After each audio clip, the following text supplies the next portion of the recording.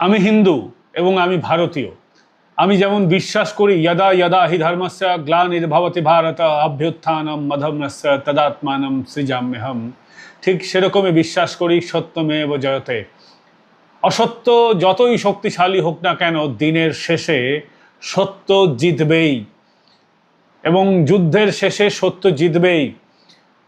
যতবার ধর্মের সঙ্গে অধর্মের লড়াই হবে ততবার তিনি আসবেন আমার আপনার রূপে।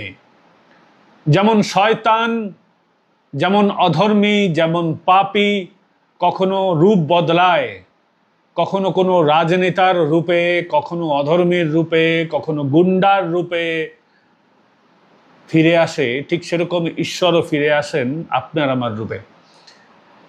এবং এবার এই ধর্মযুদ্ধে সত্যের জয় হবেই, মিলিয়ে নেবেন। কিন্তু আমি দেখছি পাপীরা, অধর্ম যারা করে, সেই অধার্মিকরা, সেই শত্রুরা এখন বিভিন্ন রকম চমক ধমক দিচ্ছেন। তার মধ্যে একজনকে দেখলাম, তিনি বলছেন ডিজে বাজাবেন এবং ডিজের শব্দে কান ঝালাপালা হয়ে যাবে। তার পিসি রাজ্য সরকারের সর্বময় কর্ত্রী ছিলেন কিছুদিন অবধি, যিনি আইন করেছেন 60 ডেসিবেলের বেশি আওয়াজ বাজানো যাবে না, যার পুলিশ বিভিন্ন জায়গায় সত্যি সত্যি ডিজে, মানে ওরা যে ডিজে বলছে সেটা নয়, সত্যি সত্যি ডিজে বাজালে মাইক বাক্স সব তুলে নিয়ে আসে থানায়। আজকে এই অপদার্থরা যখন বলছে, তখন তার বিরুদ্ধে কেন অ্যাকশন হবে না? হবে, অ্যাকশন শুরু হবে, সময় আসবে। আর একজন অধর্মী পাপী দেখুন কি লিখেছে। এ হচ্ছে তৃণমূলের একজন সাংসদ উত্তরবঙ্গে, কি লিখছে দেখুন। 2021-এ বিজেপির কাউন্টিং এজেন্টরা গেঞ্জি খুলে পালিয়েছিল, এবার তাদের প্যান্ট খুলে পালাতে হবে। হ্যাঁ রে, তুই গে নাকি? তোর পুরুষের প্যান্ট খুলে দেখতে খুব ভালো লাগে? হ্যাঁ, অবশ্যই বিজেপির কর্মীরা সবাই তো, এজেন্টরা পুরুষ নন, মহিলাও আছেন। তাহলে কি তুই রেপিস্ট যে মহিলাদের নগ্ন অবস্থায়, প্যান্ট খোলা অবস্থায় দেখতে চাস? আজকে প্রশ্ন করছি। আজকে দেখছি নানান রকম ন্যারেটিভ তৈরির চেষ্টা চলছে। আজকে আমরা দেখছি মনোবল ভাঙার বিজেপি কর্মীদের চেষ্টা চলছে। অমিত শাহের সঙ্গে পুরনো ছবি, নরেন্দ্র মোদীর সঙ্গে পুরনো ছবি দেখিয়ে বলা হচ্ছে সেটিং হয়ে গেছে। বিজেপির সবাই যে অশিক্ষিত ভাবার কোনো কারণ নেই। আর যদি কাউকে ভুল বোঝানোর চেষ্টা হয়, তাহলেও সঠিক ঘটনাটা দেখানোর জন্য আমি আছি। বিজেপি কর্মী আপনাদেরকে যারা এই ছবি দেখিয়ে বলছে ডিল হয়ে গেছে, খোঁজ নিয়ে দেখুন। যারা যেই সময়কার ছবি ব্যবহার করছে, এআই ব্যবহার করতে যারা আপনারা পারেন, একটু সার্চ ইঞ্জিন ব্যবহার করে ওই ছবিটা ফেলে একটু নিজেরাই ফ্যাক্ট চেক করে দেখুন কবেকার ছবি। বিগত 1 বছর 1.5 বছর সময়ের মধ্যে লোকসভার পর, লোকসভার আগে সময়ও অনেক দিন হয়ে গেল, প্রধানমন্ত্রী নরেন্দ্র মোদী অমিত শাহের সঙ্গে মমতা বন্দ্যোপাধ্যায়ের কোনো বৈঠক হয়নি। তারা দেশের স্বার্থে, তারা সৌজন্যের স্বার্থে, আমাদের ফেডারেল স্ট্রাকচারের স্বার্থে মমতা বন্দ্যোপাধ্যায়ের সঙ্গে দেখা করতেন। মমতা অন্য কারণ বুঝিয়ে যেতেন, রাজ্যের জন্য এই চাই ওই চাই, ভিক্ষা চাইতে যেতেন। ভিক্ষা চাওয়াটা তার কর্তব্য রাজ্যের মুখ্যমন্ত্রী হিসেবে।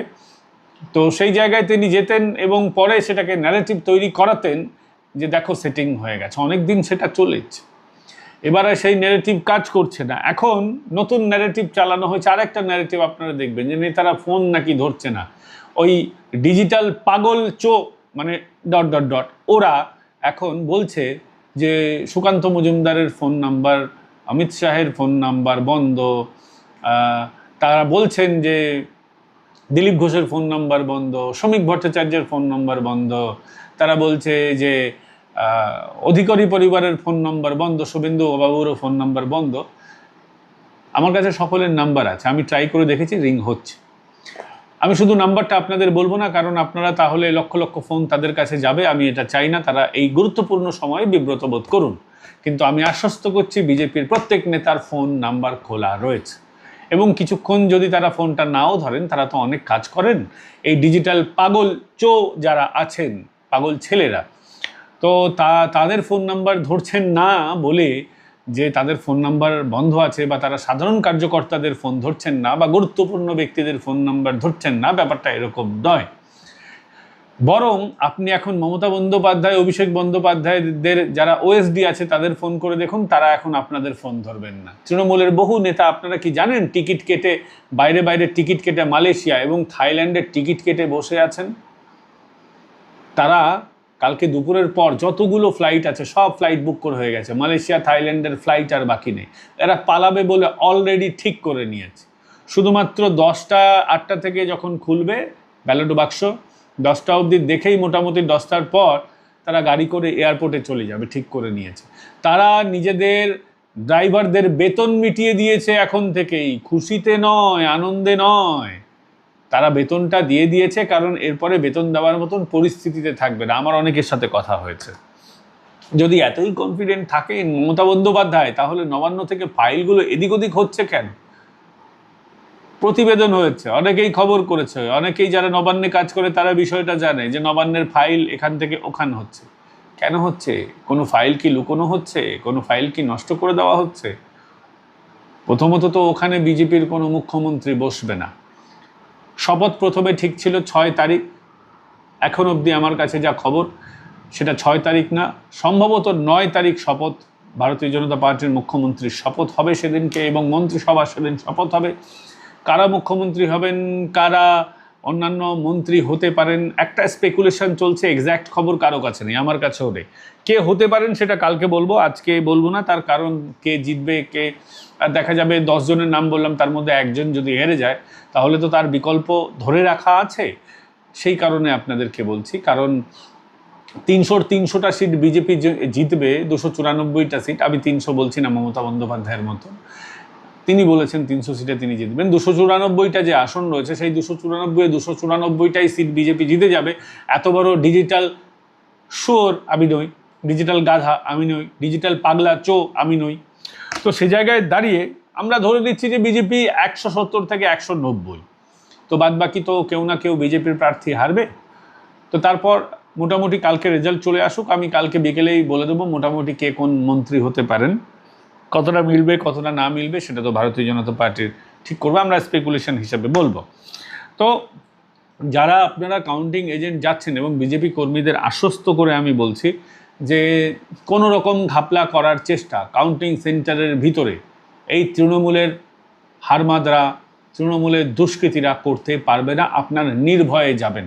হ্যাঁ, আপনাকে রাস্তায় কোথাও ডিস্টার্ব করতে পারে, কিন্তু আমার কাছে যতদূর খবর আছে বিজেপির প্রত্যেক প্রার্থীরা মোটামুটি তাদেরকে কিভাবে সেন্টার অবধি পৌঁছতে হবে সেই ফর্মুলাটা তাদের কাছে আছে, সেখানে কোনো খুব একটা গন্ডগোল হবার জায়গা নেই। তবে আপনাদের রাস্তায় আটকানো হতে পারে। কাউন্টিংয়ের যারা এজেন্ট আছেন তারা বিজেপি প্রার্থীদের ঠিক করা বাসে যাবেন, একসঙ্গে যাবেন, আলাদা আলাদাভাবে যাবেন না। আলাদা আলাদাভাবে গেলে আপনাদেরকে বিরক্ত করার, রাস্তা থেকে তুলে নেওয়ার বা আপনাকে আহত করার বিভিন্ন রকমের ছক কিন্তু কষা হয়েছে।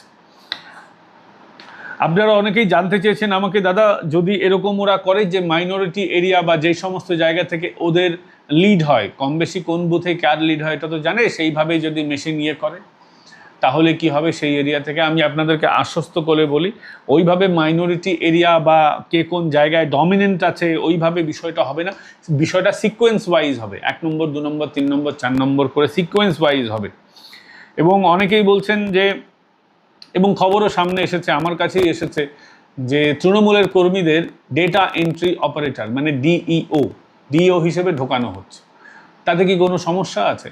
বেশিরভাগ ক্ষেত্রে কিন্তু অবজেকশন জানানো হয়েছে, অবজেকশন জানানোর পর কিন্তু ব্যবস্থা নেওয়া হয়েছে। তারপরেও যদি তারা কিছু কয়েকজন ডিইও যদি তৃণমূলের হয়ে থাকে, আমি বলবো আপনারা কিন্তু তাদের কাজের উপরে খেয়াল রাখবেন এবং আপনাদের কাছে যে শিট দেওয়া হয় আপনারা আপনাদের শিটের সাথে তার শিটটা কিন্তু সময় সময় মেলাতে থাকবেন এবং শেষ রাউন্ড অবধি লড়বেন। মার্জিন কিন্তু বাড়াতে হবে।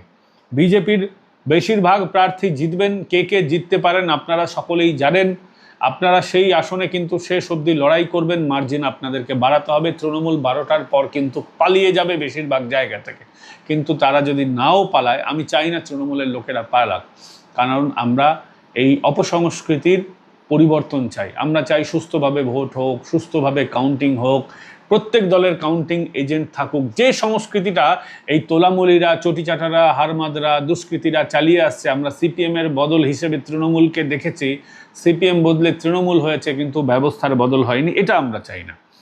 তাই আপনারা শেষ রাউন্ড অবধি থাকবেন, মার্জিনটাকে বাড়াবেন এবং বিজেপির যারা এজেন্ট আছেন সামনে বসবেন। কিন্তু আপনারা বিজেপির এজেন্টরা, কংগ্রেসের এজেন্টরা এবং সিপিএম এবং বিএসপি ছাড়া কোনো চটিচাটা দল, কোনো ছোটোখাটো দল, নির্দল সামনে বসতে পারে না। যদি সে সামনে বসে ঘাড় ধাক্কা দিয়ে তুলে দেবেন না। পরিষ্কার জানাবেন, প্রথমে যারা রিটার্নিং অফিসার আছেন, এআরও আছেন, তাদেরকে জানাবেন, কাউন্টিং অফিসারদের জানাবেন। তারপর যদি তারা না শোনে, একদম কংগ্রেসের বন্ধুর সঙ্গে মিলে হোক বা নিজে হোক, পরিষ্কারভাবে বলবেন, চল পেছনে গিয়ে বস, আজকের দিন কোনো ছাড় নেই। যান সামনে গিয়ে, সামনে আপনি অল ইন্ডিয়া তৃণমূল কংগ্রেস নামটা থাকলে আপনি অল ইন্ডিয়া নন। আপনার পার্টির অল ইন্ডিয়া যে তকমা ছিল সেটা চলে গেছে বহু আগে। আপনি এখন আঞ্চলিক পার্টি, সবচেয়ে বড় পার্টি আমরা, ভারতীয় জনতা পার্টি। আমরা সামনে বসবো, কারণ ইলেকশন কমিশনের রুল রয়েছে এটা।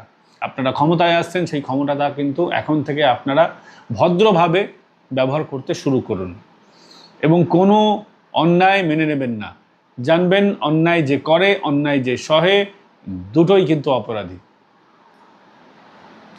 এই জায়গায় দাঁড়িয়ে আরেকটা জিনিস, আপনারা 5টার মধ্যে যাবেন, সমস্ত যা আপনাদের নিয়ে যাওয়ার কথা ফর্মগুলো সেগুলো নিয়ে যাবেন। কোনো রকমভাবে ভয় পাবেন না। আপনাদের সঙ্গে পুরো ইলেকশন কমিশন রয়েছে, আপনাদের সঙ্গে সেন্ট্রাল ফোর্স রয়েছে এবং পুলিশের একটা বড় অংশ ঘুরে গেছে, তারাও কিন্তু আপনাদের সঙ্গে রয়েছে। ফলে আপনাদের ভয় পাওয়ার কোনো ব্যাপার নেই। ভয় তো তোলামুলিরা পাবে, তারা তো 12টার পর পালাবে। এখন ওরা যে ন্যারেটিভ তৈরি করছে, রাজদীপ সরদেশাইকে দিয়ে হোক, আরফা খানম শেরওয়ানিকে দিয়ে হোক, এখানকার অংবং চং বিভিন্ন রকম মিডিয়া যারা আছে, নিউজ 18, নিউজ 20, নিউজ 24, এইসব মিডিয়া যারা আছে এবং তার মাথায় যারা বসে আছে, যারা মমতা বন্দ্যোপাধ্যায়ের খাবার দিলে খেয়ে অভ্যস্ত, যারা মমতা বন্দ্যোপাধ্যায়ের সাথে বিদেশে ঘুরতে অভ্যস্ত, সেই সমস্ত মিডিয়ার কথা বিশ্বাস করবেন না। তারা যদি প্রথম দিকে উল্টোপাল্টাও দেখায়, যদিও এবার নিয়ম করে দেওয়া হয়েছে ইলেকশন কমিশনের তরফে, ইলেকশন কমিশনের ওয়েবসাইটে যে রেজাল্ট দেখানো হবে সেই রেজাল্টটাই আপনাদেরও দেখাতে হবে, প্রত্যেক মিডিয়াকে দেখাতে হবে, আমাদেরও দেখাতে হবে, তাঁদেরও দেখাতে হবে। কিন্তু তারা যদি সেটা না করে তাহলেও চিন্তা করার কোনো ব্যাপার নেই। ইলেকশন কমিশনের ওয়েবসাইটের নিয়মটাকেই সবাই মেনে চলবেন, সেটাকে রেজাল্ট হিসেবে ধরে এগোবেন এবং পিছিয়ে এগোতে আপনারা জানেন অনেক সময় কমতে বাড়তে থাকে। তো কমতে বাড়তে থাকলে ভয়ের কিছু নেই। বিজেপি মোটামুটি 10টার পরই ভালো জায়গায় চলে যাবে এবং যেটা মার্জিন আছে সেটা ধরে রাখবে, ফলে ভয়ের কিছু নেই। এবং কোনো কিছু ডিস্টারবেন্স হলে এআরওকে কমপ্লেন করবেন। ওরা আপনাদেরকে বিভিন্ন সময় ম্যানিপুলেট করার চেষ্টা করবে, পয়সা দেওয়ার চেষ্টা করবে, জল খাওয়ানোর চেষ্টা করবে। ওগুলো সব খাবেন না। ওদের জলে কী মেশানো আছে আপনারা জানেন না। ওরা তো হালাল খেয়ে অভ্যস্ত, কিন্তু হারাম জিনিস যদি মিশিয়ে দেয় ওর জন্য এসব খাবেন না ওদের জিনিসটা। ওই দিন কাকেও বন্ধু নয়। কিন্তু তৃণমূলের কোনো লোক আপনার যারা 5 বছর খবর নেয়নি, যারা জিতে গেলে আপনার বাড়িতে হামলা করতে যাবে, তাদের সাথে তো কোনো প্রেম ভালোবাসার কিছু নেই, অন্তত যারা এজেন্ট হবেন তাদের তো নয়। তো সেই জায়গায় দাঁড়িয়ে আমি বলবো, ওরা যদি টিজ করে আপনারা পাল্টা টিজের পথে যাবেন না, পরিষ্কার এআরওকে জানাবেন। তারপর বিকেল 5টার পর যা হওয়ার সেটা তো হবেই, সেটা নিয়ে কোনো বক্তব্য নেই। এবং আরেকটা জিনিস, আপনারা পেপার সিল নাম্বার মিলিয়ে নেবেন, ইভিএমের ব্যাটারিটাও মিলিয়ে নেবেন। 70%-এর বেশি যেন কোনোভাবে ইভিএম না থাকে সেটা খেয়াল রাখবেন। ব্যাটারি পার্সেন্টেজ কত ছিল সেটা তো লেখাই থাকে, সেগুলোকে হিসেবে রাখবেন। পেপার সিল কাটা আছে কি না সেটা খেয়াল রাখবেন। ইভিএমের নাম্বার ঠিক আছে কি না খেয়াল রাখবেন। এবং ইভিএমের নাম্বার যখন অফিসার যদি আপনাকে জিজ্ঞেস করে, আপনি পাল্টা অফিসারকে বলবেন যে একটু নাম্বারটা বলুন তো আপনি। উনি বলবেন না না না আপনি বলুন না। আপনি বলবেন না আপনি বলুন, আমি মিলিয়ে দেখছি। আমি বললাম, আপনি হ্যাঁ হ্যাঁ করে দিলেন, অন্য নাম্বার থাকলো আমি কিন্তু জানতে পারবো না, এভাবে বলবেন। ফলে আপনি বলুন, আমি মিলিয়ে নিচ্ছি। এবং কয়েক দফা হওয়ার পরেও আপনি তাকে পুরোপুরি ট্রাস্ট করে নেবেন, এরকমটা ব্যাপারটা নয়। গণ্ডগোল কিন্তু পরের দিকেও হতে পারে। ফলে প্রত্যেকবার ইভিএমটা ঠিকঠাক করে কায়দা করে আপনারা মিলিয়ে নেবেন। হতে পারে বারবার উনি বলছেন, একবার বললেন, একবার আপনি বলুন, তাও আপনি বললেও আপনি ঠিকঠাক দেখে নেবেন, দেখার চেষ্টা করবেন। এক। দ্বিতীয় হচ্ছে, কত পোল্ড ভোট হয়েছে এটাকে খেয়াল রাখবেন। আপনাদের শিটে কিন্তু লেখা থাকবে যে কত ভোট পড়েছে। পোল্ড ভোট মানে কত, ওই মেশিনে কত ভোট পড়েছে। ওই নির্দিষ্ট মেশিনে, সেটা খেয়াল রাখবেন। ফর্ম 17-এ আপনারা এটা পেয়ে যাবেন, তাড়াহুড়ো করবেন না। এবং নাম্বারটা কিন্তু নিজেদের শিটে, যে আপনাদের শিট দেওয়া হবে সেই শিটের মধ্যে বা আপনারা ওই শিটের মধ্যে লিখে রাখবেন। এবং ওরা যদি ভয় দেখায়, কোনো অফিসার, কাউন্টিংয়ের যদি কোনো অফিসার ভয় দেখায়, খেয়াল রাখবেন আপনাদের সই ছাড়া কিন্তু ওদের গণনা এগোবে না। এবং কোথাও আপত্তির প্রয়োজন হলে আপত্তিটা কিন্তু করবেন। এরকম নয় ও চলো একবার ছেড়ে দিচ্ছি কিছু হবে না, এরকমটা ভাববেন না। এটা কিন্তু ধর্মযুদ্ধ। আপনার 5 বছর আপনি শান্তিতে ঘুমাবেন কিনা এটা সেটার লড়াই, এটা কিন্তু মাথায় রাখবেন। নির্বাচন কমিশন যখনই যেখান থেকে অভিযোগ আসছে, অভিযোগটা কিন্তু অ্যাড্রেস করছে কার জন্য? আপনাদের জন্য। আপনি যদি 5 ঘন্টা 6 ঘন্টা কালকে যতক্ষণ ধর্মযুদ্ধটা চলবে ততক্ষণ যদি আপনি সরে যান, মাথায় রাখবেন আপনি কিন্তু পশ্চিমবঙ্গের প্রত্যেক মানুষ যারা আপনার দলকে ভোট দিয়েছে তার সঙ্গে আপনি বিট্রে করলেন। এই যে ইলেকশন কমিশন এতদিন ধরে এসআইআর করলো, এতদিন ধরে ভোট করালো, এতদিন ধরে সব কিছু হলো, সব কিন্তু বৃথা হয়ে যাবে আপনার জন্য। ফলে কাউন্টিং এজেন্ট আপনারা কিন্তু লড়াইয়ের একদম শেষ বেলার সামনের সারির যোদ্ধা। আপনারা কিন্তু সেটা মাথায় রেখে ইলেকশনটা করবেন, কাউন্টিংটা সেইভাবে করবেন। আপনারা দেখেছেন গৌতম দাস, তার বিরুদ্ধে অভিযোগ উঠেছে। গৌতম দাস তো সেই ব্যক্তি যিনি ওখানে মমতা বন্দ্যোপাধ্যায়ের বাড়ির পাশে লাঠিচার্জ করার নির্দেশ দিয়েছিলেন, তারপরও তিনি সাসপেন্ড হলেন। তাকে করা উচিত ছিল কি উচিত ছিল না, এটা ইলেকশন কমিশনের ব্যাপার, আমি সেখানে কিছু বলবো না। এবং আরেকটা জিনিস, গণনার তথ্য আধিকারিকদের, গণনার যে তথ্য বিভিন্ন আধিকারিকরা ফাঁস করার জন্য চেষ্টা করছেন, এটাও কিন্তু ইলেকশন কমিশন খুব দ্রুত অ্যাড্রেস করেছে। শুভেন্দু অধিকারী বিরোধী দলনেতার সঙ্গে সঙ্গে জানিয়ে দিয়েছেন যে কোন কোন অফিসার গণনার বিরোধীদের এজেন্টদের তথ্য চাইছেন। তারপর কিন্তু অ্যাকশান শুরু হয়ে গেছে। ফলে ওরা নানান রকম ধরে চক্রান্ত করছে। কেউ যদি বলে না ওরা ধোয়া তুলসী পাতা কিছু করছে না, আমি বিশ্বাস করি না, এবং আপনাদেরকে প্রমাণসহ বললাম।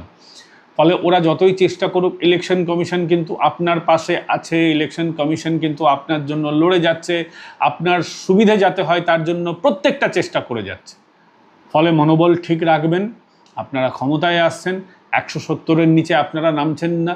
মমতা বন্দ্যোপাধ্যায় যতই 200, 300, 500 যা খুশি বলুন, ওনার মাথা ঠিক নেই, আপনাকে মাথাটা ঠিক রাখতে হবে, এটাই বলার বক্তব্য। এবং আরেকটা জিনিস বলবো যে গৌতম দাসের পরে চামেলি মুখোপাধ্যায়, তিনিও কিন্তু সাসপেন্ড হয়ে গেছেন। তার বিরুদ্ধে মানব গুহ, ইউটিউবার, বিজেপির প্রার্থী, তার অভিযোগের ভিত্তিতে তাকেও চেঞ্জ করে দেওয়া হয়েছে। মানে দেখছেন তো কত দ্রুত চেঞ্জ হয়ে যাচ্ছে। এই জিনিসগুলো 5 বছর আপনারা ভোগ করবেন। ক্ষমতায় এলে আপনাদের কথায় তুড়ি বেড়ে এরকম সব হবে।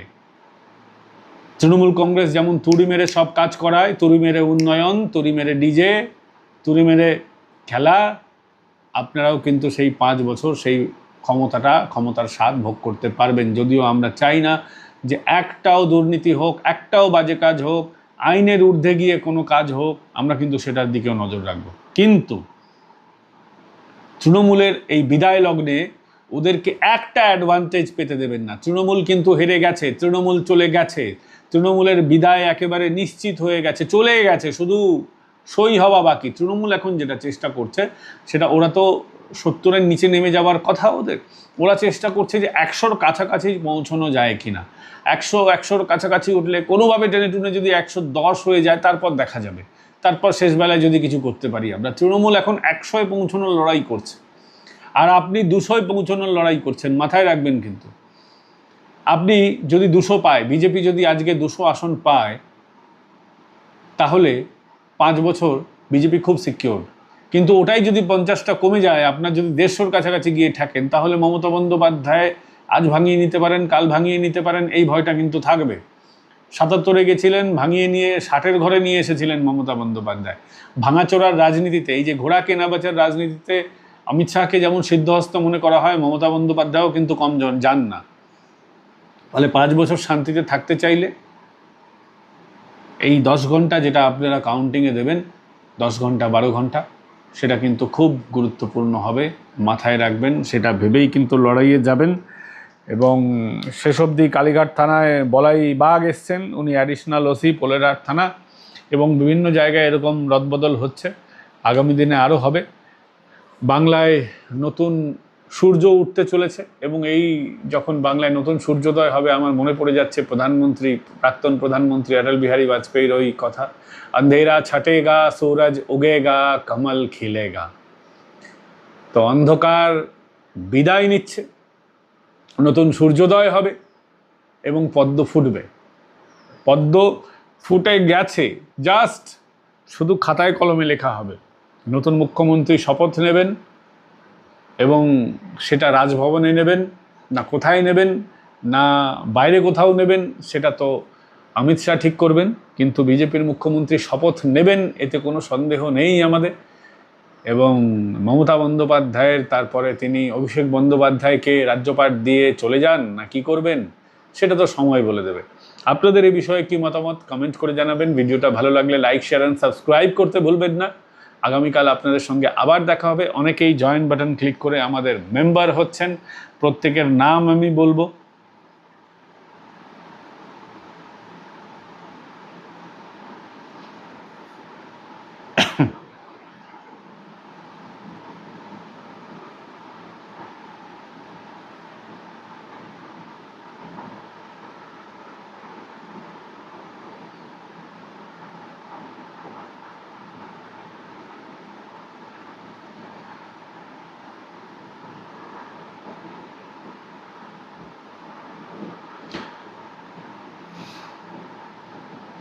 চলতি মাসে যে কজন আমাদের সদস্য হয়েছেন তারা হলেন প্রশান্ত মণ্ডল, অশোক কুমার গুপ্তা, সঙ্গীতা বোস, গগন চৌধুরী, সত্যরঞ্জন চক্রবর্তী, রাহুল চক্রবর্তী, শৈলেন্দ্র গুপ্তা, কৈলাস হালদার,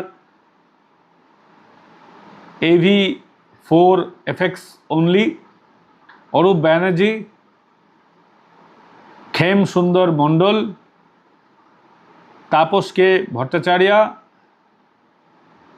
সনাতনী জোড়, রতন ঘোষ, অমিতাভ চক্রবর্তী, প্রফুল্ল চন্দ্র রায়, অশোক তিওয়ারি, প্রদীপ্ত সেনগুপ্ত, অশোক কুমার, অভিষেক ভট্টাচার্য, আরও অনেকে আছেন। 50 জনের বেশি আমাদের সদস্য হয়েছেন। সকলের নাম বলছি না, কয়েকদিনের মধ্যে যারা হয়েছেন তাদের নামটা বললাম। এছাড়াও আপনারা যারা সহযোগিতা করতে চান তারা অবশ্যই আমাদের সুপার থ্যাঙ্কস পাঠিয়ে সহযোগিতা করতে পারেন। সুপার থ্যাঙ্কস কোথায় থাকে? সাবস্ক্রাইবের বাটন যেটা রয়েছে তার ডান দিকে থাকে, আমাদের সুপার থ্যাঙ্কস পাঠাতে পারেন এবং সাবস্ক্রাইব বাটন ক্লিক করে তার পাশে যে বেল আইকনটা রয়েছে সেই বেল আইকন প্রেস করে দিয়ে আমাদের গুরুত্বপূর্ণ আপনারা সদস্য হতে পারেন। আপনাদের এই যে এক একজন করে সদস্য বেড়েছে, আজকে আমরা 1,81,000 ছাড়িয়ে গেছি, আমরা 2 লাখের দিকে এগোচ্ছি।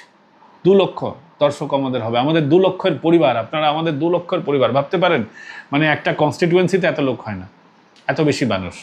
তো খুবই ভালো লাগছে। খুব দ্রুত আমাদের 1 মিলিয়নের দিকে এগোতে হবে। আপনারা সাবস্ক্রাইব না করলে হবে না, তাই বেশি বেশি করে সাবস্ক্রাইব করুন। আমাদের আরেকটি চ্যানেল রয়েছে যার নাম পলিটিক্যাল ডোজ। পলিটিক্যাল ডেইলির পাশাপাশি পলিটিক্যাল ডোজ আপনারা সাবস্ক্রাইব করুন, জয়েন বাটন সেখানেও ক্লিক করতে পারেন, মেম্বার হতে পারেন, সুপার থ্যাঙ্কস পাঠাতে পারেন। পলিটিক্যাল ডোজ অন্তত অবশ্যই সাবস্ক্রাইব করুন, ওটা আমাদের সেকেন্ডারি চ্যানেল, আমরা শুরু করেছি। ওখানেও 21,000-এর বেশি দর্শক হয়ে গেছেন ইতিমধ্যেই। এবং আমরা আরেকটা নতুন চ্যানেল শুরু করতে যাচ্ছি, পলিটিক্যাল ডেইলি হিন্দি। ফলে যারা আপনারা হিন্দিতে খবর পেতে চান, আপনারা হিন্দির জগৎটা অনেক বড়, ন্যাশনাল নিউজ, ইন্টারন্যাশনাল নিউজ এসব নিয়ে সেখানে আমরা বেশি বেশি করে চর্চা করব। সবে 185 জন ওখানে সাবস্ক্রাইবার হয়েছেন, সবে 2টো ভিডিও আমরা ওখানে দিয়েছি। এবং আগামীকাল থেকে অর্থাৎ 5 তারিখ নতুন সরকার আসার সঙ্গে সঙ্গে ওই চ্যানেলটা কিন্তু ফুল ফ্লেজে আমরা শুরু করব। ফলে ওই চ্যানেলটাকেও সাবস্ক্রাইব করে নিতে পারেন। আপনারা ভালো থাকবেন, সুস্থ থাকবেন। আগামীকাল আবার দেখা হচ্ছে আপনাদের সঙ্গে। আপনাদের সঙ্গে এতক্ষণ ছিলাম আমি পঙ্কজ বিশ্বাস এবং আপনারা দেখছিলেন পলিটিক্যাল ডেইলি। ভালো থাকবেন, আগামীকাল আবার দেখা হচ্ছে।